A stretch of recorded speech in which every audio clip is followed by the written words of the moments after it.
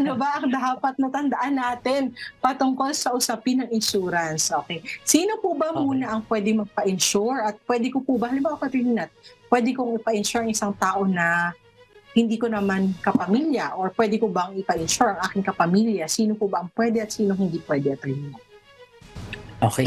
So first, ang konsepto kasi ng insurance, Attorney M, no, is parang may isang kumpanya na mag-undertake ng risk or loss or kumbaga yung damage na mangyayari sa'yo because of an uncertain or unexpected na event. So ang kailangan diyan, ang basic elements ng isang valid na insurance na-mention mo earlier. Number one, kailangan meron kang insurable interest. Ibig sabihin meron kang karapatan na expectant or inchoate right doon sa property or sa tao.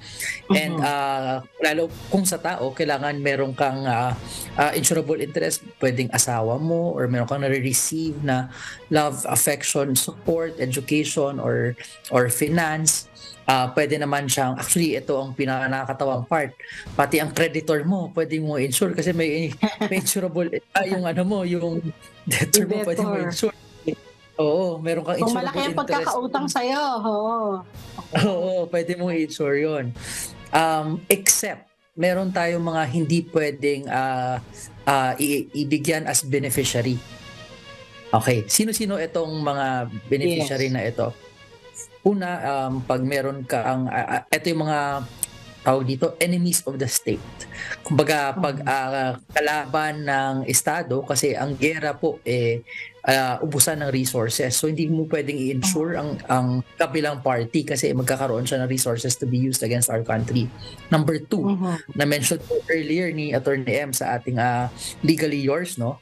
Yung mga prohibited na designation sa mga kabit o hindi asawa. Yan.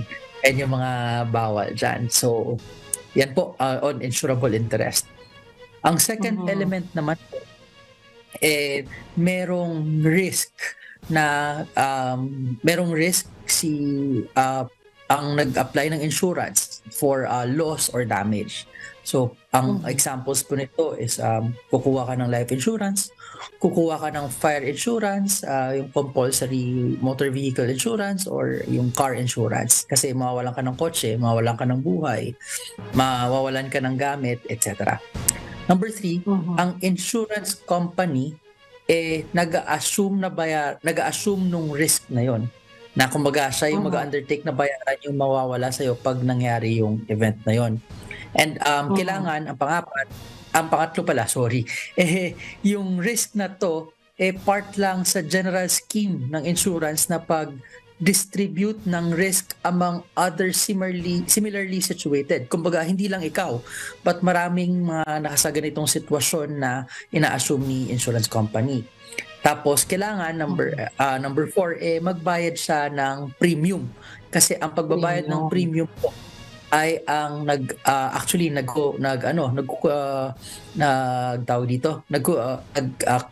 fully take in effect ang kontrata ng insurance once nagbigay ka ng premium. So yun yung consummation part ng insurance.